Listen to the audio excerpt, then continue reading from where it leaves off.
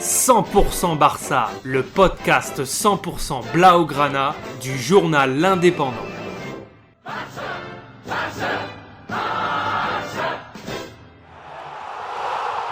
100% Barça, Més que un podcast. Hier soir, le 10 avril 2021, le Barça, 51 points sur 57 possibles en Liga, avait la possibilité de mettre la pression sur l'Atlético qui joue ce dimanche face au Betis, dans un classico qui sentait la poudre à Bernabéu, puisque le Real était en embuscade lui aussi pour prendre le pouvoir en Liga. Les Madrilènes sont aussi en forme de leur côté, toujours qualifiés en Ligue des Champions et vainqueurs 3-1 contre Liverpool cette semaine.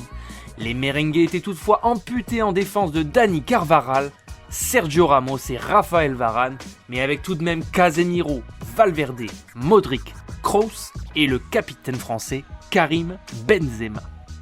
Côté Blaugrana, Dembélé en pointe était soutenu par son capitaine Léo Messi et Griezmann, récent papa pour la troisième fois cette semaine, a débuté sur le banc.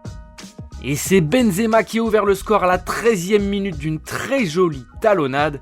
Quel toucher de balle du français! L'Allemand Toni Kroos sur coup franc avant la demi-heure de jeu double la mise.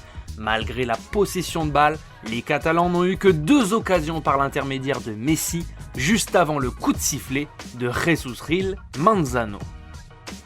Dès le début de la seconde période, Antoine Griezmann fait son entrée à la place de Serginho Dest. Koeman le sait, il doit jouer le tout pour revenir dans le match. Et c'est Mingueza qui réduit le score à la 60e sur un centre de Jordi Alba que Griezmann laisse passer.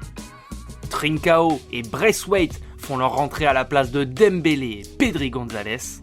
Malheureusement, plus rien ne sera marqué jusqu'à la fin de la rencontre. Casemiro est expulsé à la 90e après un deuxième carton jaune en 2 minutes.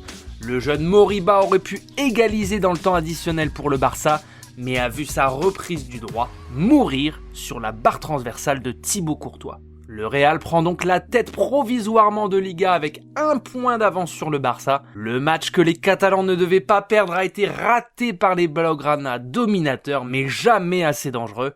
Que l'occasion était belle pour le Barça de montrer qu'ils pouvaient être aussi les patrons en championnat cette année.